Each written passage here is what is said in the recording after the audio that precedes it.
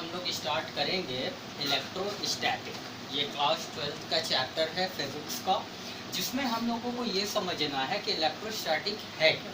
तो सबसे पहले स्टूडेंट्स हम लोग क्या समझते हैं कि इलेक्ट्रोस्टैटिक्स में सबसे पहले हम ये समझेंगे कि हम किस चीज़ के बारे में इसमें स्टडी करते हैं। तो जैसे कि आप लोग जानते हैं हमारा यूनिवर्स किससे मिलकर बना है, तीन फोर्सेस से मिलकर बना है, electrostatic force, gravitational force and special force. तो हम लोग आज इलेक्ट्रोस्टैटिक्स को समझेंगे कि किस तरीके से यूनिवर्स में इस फोर्स का रोल है और इलेक्ट्रोस्टैटिक चैप्टर किस तरीके से हम लोगों को हेल्प करता है हमारे यूनिवर्स को जानने में। तो सबसे पहले आज हम स्टार्ट करेंगे कि इलेक्ट्रोस्टैटिक क्या है। तो यहाँ से स्टार्ट करते हैं कि हम लोग क्या जानते हैं। We know that our universe is made up of three forces like electrostatic force, gravitational force and special force. And electrostatic force is the branch of physics. Electrostatic force क्या है?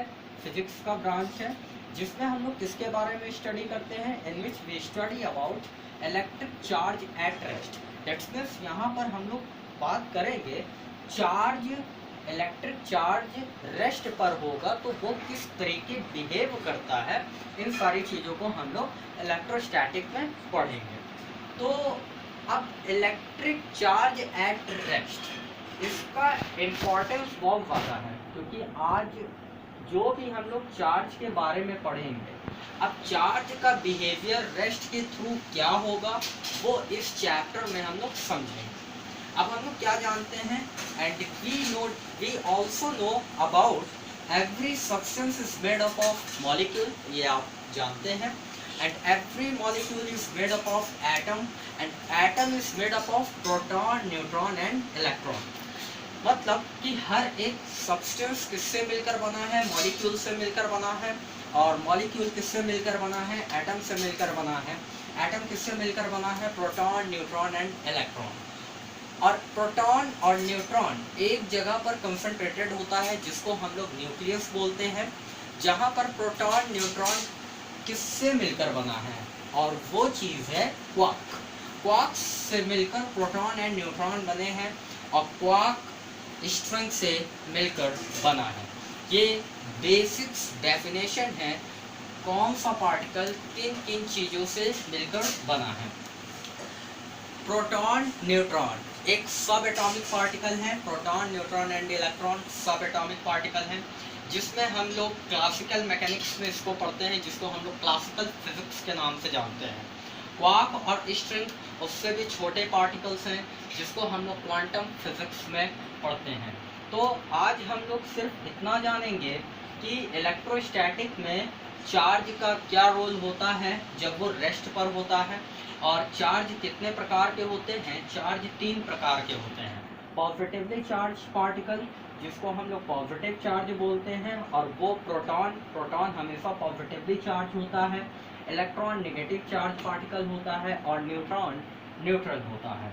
अब हम लोग इस चीज़ों को समझेंगे। आपने एटम के स्ट्रक्चर को बहुत अच्छे से ईजिली जानते हैं, आप एटम के स्ट्रक्चर को अच्छे से जानते हैं। पॉजिटिवली चार्ज पार्टिकल का मतलब होता है कि उस चार्ज पर पॉजिटिव की मात्रा ज़्यादा है, यानी प्रोटॉन की मात्रा उस चार्ज पर ज़्यादा है, इसलिए वो पॉजिटिवली चार्ज है। नेगेटिव चार्ज का मतलब होता है कि इलेक्ट्रॉन की मात्रा उस चार्ज पर ज़्यादा है, इस वजह से वो नेगेटिव चार्ज पार्टिकल है। न्यूट्रॉन हम लोग जानते हैं, अगर number of electron is equal to number of proton हो जाते हैं, दैट्स मीन्स कोई दो नेगेटिव चार्ज और पॉजिटिव चार्ज दोनों बराबर हो जाते हैं, इस केस में चार्ज न्यूट्रल हो जाता है। अब हम लोग समझेंगे कि पॉजिटिव चार्ज पार्टिकल का क्या डेफिनेशन होता है, नेगेटिव चार्ज पार्टिकल का डेफिनेशन क्या होता है, और पॉजिटिव चार्ज पार्टिकल से इलेक्ट्रिक लाइन का क्या रिलेशन है, किस तरीके से electric lines positive charge particles के थ्रू निकलती हैं, उन सारी चीज़ों को अब हम लोग समझें। अब हम लोग यहाँ समझेंगे कि जैसा कि मैंने अभी बताया कि चार्ज पार्टिकल कितने प्रकार के थे, positive charge, negative charge and neutral charge. Neutral charge कब होगा? जब number of electron number of proton के बराबर आ जाए तो उन्हें हम लोग बोलेंगे न्यूट्रल चार्ज। पॉजिटिव चार्ज क्या होगा? जब number of proton number of electron से ज़्यादा हो जाए तो उसे हम लोग बोलेंगे positive charge particle. Negative charge particle क्या होगा? नंबर ऑफ इलेक्ट्रॉन अगर नंबर ऑफ प्रोटॉन से ज़्यादा हो जाए चार्ज पर तो उसे हम लोग नेगेटिव चार्ज पार्टिकल बोलेंगे। पॉजिटिव चार्ज पार्टिकल होता क्या है, बेसिकली इसका काम क्या है और ये किस तरीके से बिहेव करता है, तो अब हम लोग इसको समझेंगे कि पॉजिटिव चार्ज पार्टिकल किस तरीके से बिहेव करता है और इसकी प्रॉपर्टीज़ क्या है। तो जैसे कि मैंने यहाँ पे डेफिनेशन दी है, every positive charge particle emitted electric line और इलेक्ट्रिक लाइन ऑफ फोर्स। कहने का ये मतलब है कि कोई भी पॉजिटिव चार्ज पार्टिकल आप देख सकते हैं, ये हमेशा इलेक्ट्रिक लाइन और इलेक्ट्रिक लाइन ऑफ फोर्स भी इसी को बोलते हैं, हमेशा इमिट करती है और हर एक इलेक्ट्रिक लाइन हमेशा 90 डिग्री एंगल ऑब्टेंड करती है सरफेस से। अगर आप देखेंगे तो इलेक्ट्रिक पॉजिटिव चार्ज पार्टिकल के सरफेस से जो भी इलेक्ट्रिक लाइन निकल रही है वो हमेशा 90 डिग्री एंगल बना रही है। तो अब हम लोगों ने यहाँ पे ये देखा, from the surface of the charge particle कोई भी इलेक्ट्रिक लाइन एक दूसरे को कभी भी इंटरसेक्ट नहीं करेंगी और चार्ज के अंदर कोई भी इलेक्ट्रिक लाइन प्रेजेंट नहीं होता है। तो फिर से इस प्रॉपर्टीज को अगेन बोल दे रहा हूँ, रिपीट कर दे रहा हूँ, फिर से दोबारा आप लोग समझ लीजिए कि कोई भी पॉजिटिव चार्ज पार्टिकल है तो वो हमेशा इलेक्ट्रिक लाइन को एमिट करेगा और इलेक्ट्रिक लाइन ऑफ फोर्स भी उसी को बोलते हैं। कोई भी इलेक्ट्रिक लाइन एक दूसरे को कट नहीं करेंगी। तीसरी बात, कोई भी इलेक्ट्रिक लाइन किसी भी चार्ज पार्टिकल के अंदर प्रेजेंट नहीं होती हैं। ये इम्पॉर्टेंट बात थी। अब आप नेगेटिव चार्ज पार्टिकल की तरफ जब जाएंगे तो negative charge particle just opposite work करता है पॉजिटिव चार्ज पार्टिकल के ही तरह। कैसे? इसमें इलेक्ट्रिक लाइन एमिट हो रही थी, इसमें इलेक्ट्रिक लाइन रिसीव होगी। हर एक negative, every negative charge particle receive the electric line और इलेक्ट्रिक लाइन ऑफ फोर्स। ये था नेगेटिव चार्ज पार्टिकल और पॉजिटिव चार्ज पार्टिकल की प्रॉपर्टीज। अब हम लोग बात करेंगे, आप लोग वैसे भी जानते हैं, क्लास 10th में आपने इलेक्ट्रिसिटी बहुत अच्छे से पढ़ा है कि किस तरीके से कोई भी दो सेम चार्ज एक दूसरे को रिपेल करती हैं, रिपल्शन क्रिएट करती हैं, और कोई भी दो अपोजिट चार्ज एक दूसरे को अट्रैक्ट करते हैं। तो इस बेसिस पे हम लोग इन सारी चीज़ों को समझेंगे। और दो इलेक्ट्रिक लाइन, अगर दो चार्ज पार्टिकल अगर सेम चार्ज हैं और उनसे इलेक्ट्रिक लाइन अगर निकल रही है तो वो एक दूसरे को क्यों नहीं इंटरसेक्ट करेंगी, इस पे अब हम लोग बात करेंगे। जैसा कि आप लोगों ने देखा कि यहाँ पर आप लोग पिछली क्लास में पढ़ कर आए हैं कि दो अनलाइक चार्ज पार्टिकल हमेशा एक दूसरे को अट्रैक्ट करते हैं और लाइक चार्ज पार्टिकल एक दूसरे को रिपेल करते हैं। जैसे कि यहाँ डायग्राम में दिख रहा है, एक पॉजिटिव है और एक नेगेटिव है, तो ये दोनों एक दूसरे की तरफ अट्रैक्ट होंगे। और लाइक चार्ज पार्टिकल है, यहाँ पर एक दूसरे को ये क्या करेंगे, रिपेल करेंगे। ये इसको इधर की तरफ ढकेलेगा और ये इसको उधर की तरफ पुश करेगा। जैसा कि आप लोगों ने देखा है कि अगर दो पर्सन हैं और दोनों एक ही क्लास में हैं और एक ही तरीके का बिहेवियर है और एक ही टाइप की मेंटालिटी है, तो दोनों की आइडियोलॉजी सेम होने की वजह से उन दोनों में कभी भी फ्रेंडशिप होने के चांसेस नहीं होते हैं। उसी तरीके लाइक चार्ज और अनलाइक चार्ज की भी प्रॉपर्टीज़ होती हैं। अब जब हम लोग इसकी सारे प्रोसेस को समझ लेते हैं तो अब हम लोग ये समझने की कोशिश करते हैं कि क्यों कोई भी इलेक्ट्रिक लाइन एक दूसरे को इंटरसेक्ट नहीं करती है किसी भी दो लाइक चार्ज पार्टिकल के केस में।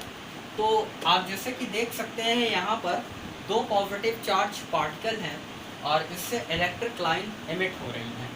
तो ये दोनों के बीच में रिपल्सन होगा ही होगा।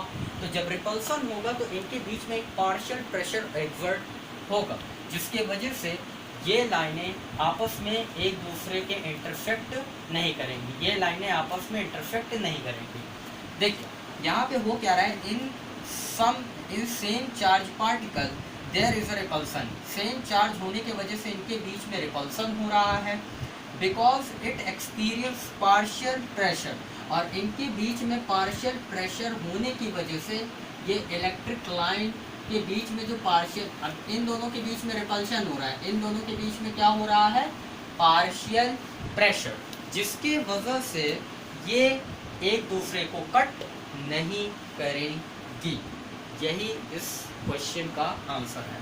अब हम लोग समझेंगे कि चार्ज क्या होता है, चार्ज की डेफिनेशन, फिर हम समझेंगे इंडक्शन क्या होता है और इंडक्शन की प्रॉपर्टीज़ को समझेंगे, और फिर हम लोग समझेंगे क्वांटाइजेशन ऑफ चार्ज। तो हम लोगों ने देखा कि किस तरीके से अनलाइक चार्ज पार्टिकल और चार्ज पार्टिकल जो है वो बिहेव कर रहे हैं।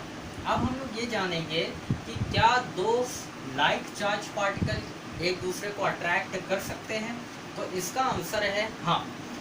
उसका केस क्या होता है, देखिए, in case of attraction, attraction के केस में दो सेम चार्ज के अट्रैक्शन का जो केस होगा वो क्या होगा, it attract when one is huge और वन इज स्मॉल चार्ज। कहने का ये मतलब है एक ज़्यादा अमाउंट में चार्ज होगा और एक कम अमाउंट में चार्ज होगा। तो उस केस में अगर सेम चार्ज है तो ये एक दूसरे की तरफ अट्रैक्ट हो जाएंगे, जैसे कि ये एक नीचे डायग्राम के द्वारा समझाने की कोशिश की गई है। ये ज़्यादा चार्ज है इसके कंपैरेटिवली, इस वजह से ये इसकी तरफ अट्रैक्ट हो जाएगा इजीली। अभी तक हम लोगों ने चार्ज के नाम सिर्फ यूज़ किए हैं, लेकिन अभी तक ये नहीं बताया कि चार्ज क्या होता है। तो सबसे पहले हम लोग आज समझेंगे कि ये चार्ज क्या है। चार्ज एक छोटा सा पार्टिकल है जो कि स्ट्रॉन्ग इलेक्ट्रोस्टैटिक फोर्स को एक्सपीरियंस करता है जब हम लोग इसको कहाँ रखते हैं, इलेक्ट्रिक फील्ड में। इस चीज़ की हमें आगे बहुत ज़रूरत पड़ने वाली है, क्योंकि हम लोग इलेक्ट्रोस्टैटिक में जो भी बात करेंगे इलेक्ट्रिक फील्ड के ही बारे में बात करेंगे। अब देखिए कि चार्ज क्या है, आप समझ चुके ही होंगे। It is the fundamental particle which experience a strong electrostatic force when it is placed in an electric field। कहने का ये मतलब है जब हम किसी भी छोटे से कण को इलेक्ट्रिक फील्ड में रखते हैं और वो एक स्ट्रॉन्ग इलेक्ट्रोस्टैटिक फोर्स को एक्सपीरियंस करता है, ऐसे पार्टिकल को हम लोग चार्ज का नाम देते हैं। इंडक्शन क्या होता है आप लोग अच्छे से जानते हैं, पढ़कर आए हैं 10th में, लेकिन फिर भी हम इंडक्शन के बारे में बता दे रहे हैं। इंडक्शन क्या है? Induction, it is the phenomena of changing a body without any actual contact between uncharge body to a charge body. कहने का ये मतलब है एक ऐसा फिनोमेना होता है जिसमें बॉडी में बदलाव होते हैं। बॉडी नहीं बदलती है, बॉडी में बदलाव होते हैं बिना किसी कांटेक्ट के। और वो कैसा कांटेक्ट, और उसमें जब कोई कांटेक्ट नहीं होगा तो उस बॉडी में बिहेवियर कैसा होगा, एक अनचार्ज बॉडी होगी, एक चार्ज बॉडी होगी। जैसा कि आप लोगों ने देखा है कि अगर एक आप लोगों ने खेल किया होगा स्कूलों में, जब आप अपने सर पर स्केल को रब करते हैं तो ये चार्ज हो जाता है, और जो भी हमारे पास पेंसिल के छिलके होते हैं उसके ऊपर अगर हम लोग उस स्केल को क्या करते हैं, आगे पीछे लेकर जाते हैं, तो चार्ज बॉडी के तरफ अनचार्ज बॉडी अट्रैक्ट होती है। उसका रीज़न क्या होता है, इंडक्शन। और इस केस में क्या होता है कि चार्ज बॉडी के कांटेक्ट में अनचार्ज बॉडी भी आकर अपनी बिहेवियर को चेंज कर देती है। ऐसे प्रोसेस को या ऐसे फिनोमेना को हम लोग इंडक्शन कहते हैं। This is the property of induction. अब हम लोग यहाँ पर इंडक्शन के प्रोसेस को जब समझ चुके हैं, तो हम चाहते हैं कि इंडक्शन के बेसिस पर कुछ आपको एग्जाम्पल भी दिया जाए, जिससे कि आप इंडक्शन के प्रॉपर्टीज़ को समझ पाएंगे। जैसा कि मैंने पिछले लेक्चर में ये चीज़ें बताया कि इंडक्शन क्या है और किस तरीके बिहेव करता है, लेकिन उसका एग्जाम्पल ये है, देखिए कि जो हमारे पास ये बॉडी है, ये हैवी चार्ज बॉडी है और ये एक रबर ट्यूब है। देखिए यहाँ पर ये हैवी चार्ज बॉडी है जिसमें जो ये चार्ज है वो पॉजिटिवली चार्ज है और सिक्वेंसली है। यहाँ पर ये नेगेटिव चार्ज भी है और पॉजिटिव चार्ज भी है। इस केस में जब ये हैवी बॉडी के कांटेक्ट में आता है तो आप देखिए यहाँ पर नेगेटिव चार्ज अपने आप डेवलप हो जा रहा है, क्योंकि ये चार्ज बॉडी के कांटेक्ट में जब भी अनचार्ज बॉडी आएगी तो ऑटोमेटिक जो अनचार्ज बॉडी होगी वो चार्ज हो जाएगी। मतलब उसका बिहेवियर यानी बॉडी का बिहेवियर चेंज हो जाएगा। जैसे कि आपने पिछले ही लेक्चर अभी देखा था कि पिछले ही डेफिनेशन में आपने देखा था कि it is the phenomena of changing a body without any actual contact between uncharge body to a charge body. देखिए इसमें कोई कांटेक्ट नहीं है, किसी भी ना वायर से मैंने इसको कनेक्ट किया है ना कुछ किया है, फिर भी बॉडी का बिहेवियर चेंज हो गया। देखिए ये हैवी बॉडी के जैसे ही कांटेक्ट में आया, नेगेटिव चार्ज अपने आप अट्रैक्शन के मूड पे आ गया और पॉजिटिव चार्ज अपने आप उधर वाले सरफेस पर शिफ्ट हो गया, क्योंकि दो लाइक चार्ज आपस में एक दूसरे को रिपेल करते हैं और दो अपोजिट चार्ज एक दूसरे को लाइक करते हैं। तो इस कंडीशंस की वजह से हम लोगों ने इंडक्शन के प्रॉपर्टीज़ को समझा है। आपको एक बेसिक चीज़ें मुझे बतानी थी, जो कि अब आप ये चीज़ें नोट करके मुझे आपको लिखानी थी। जो एप्लीकेशन है, एप्लीकेशन इंडक्शन का एप्लीकेशन क्या है? देखिए इंडक्शन का एप्लीकेशन क्या है? When D graph generator, when D graph generator में ये एक एक्सपेरिमेंट है जिसमें अनचार्ज बॉडी को चार्ज किया जाता है with the help of induction. इसको हम इसका application when D graph generator में देखते हैं। जैसा कि एप्लीकेशन इलेक्ट्रोस्टैटिक का क्या है मैंने नहीं डिस्कस किया था, लेकिन अब डिस्कस कर रहे हैं कि एप्लीकेशन इलेक्ट्रोस्टैटिक का क्या है। लेज़र प्रिंटिंग में है और वेन डी ग्राफ जनरेटर में इलेक्ट्रोस्टैटिक का एप्लीकेशन है।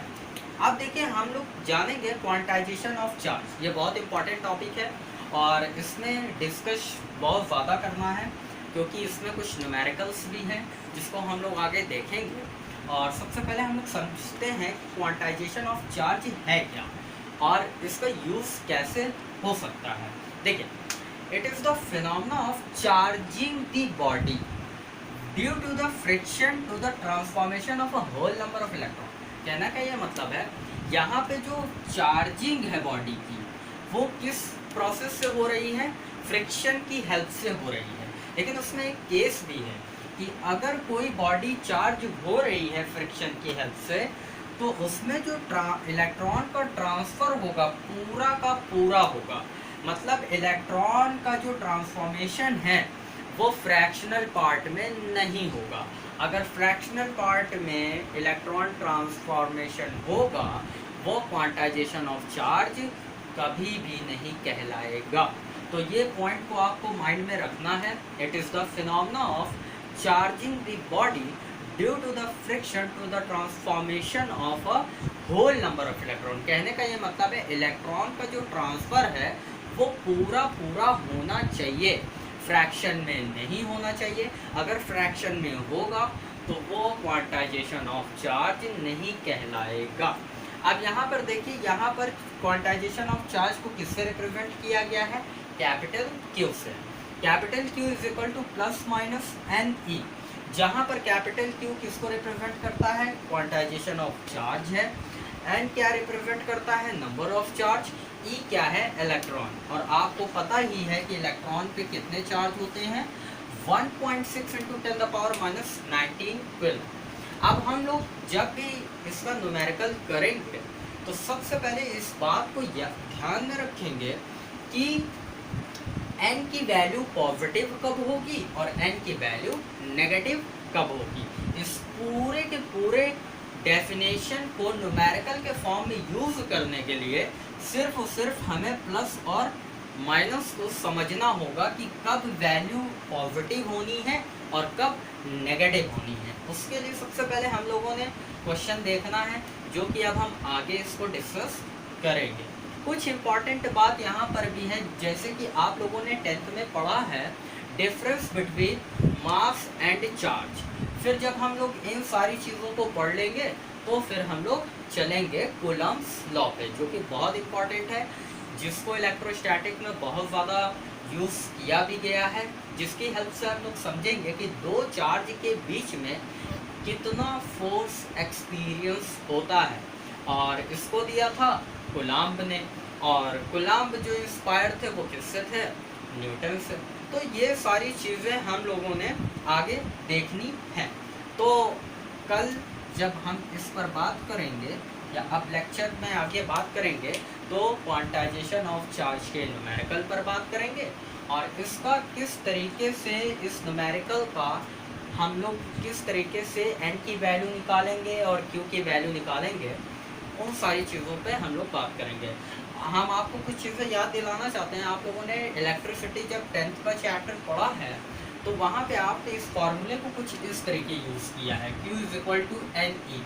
में भी आपको याद होगा, जहाँ पर आप नंबर ऑफ इलेक्ट्रॉन यानी नंबर ऑफ चार्ज निकालते थे कि कितना अमाउंट ऑफ चार्ज होगा जब एक कूलम्ब चार्ज पास करेगा किसी भी कंडक्टर से। तो आप लोगों ने उस नंबर ऑफ चार्ज की वैल्यू आपने निकाली थी। में भी आपको याद होगा, लेकिन अगर कोई याद नहीं है तो कोई दिक्कत नहीं, क्योंकि ये इलेक्ट्रिसिटी वाला है। हमारा यहाँ पे इस क्यू से और इस क्यू में बहुत ज़्यादा डिफरेंस है। यहाँ पे क्यू रिप्रेजेंट कर रहा है, चार्ज रिप्रेजेंट होता है कि n नंबर ऑफ चार्ज हो सकते हैं। यहाँ पर बात वही है, लेकिन यहाँ पे ये क्वांटाइजेशन ऑफ चार्ज की बात कर रहा है। यहाँ पे बॉडी की चार्जिंग की बात हो रही है, ना कि यहाँ पर इस चार्ज की बात हो रही है। तो थोड़ा सा डिफरेंस क्रिएट किए रहिएगा, क्योंकि दोनों चार्ज सेम होने की वजह से कंफ्यूजन हो सकती है।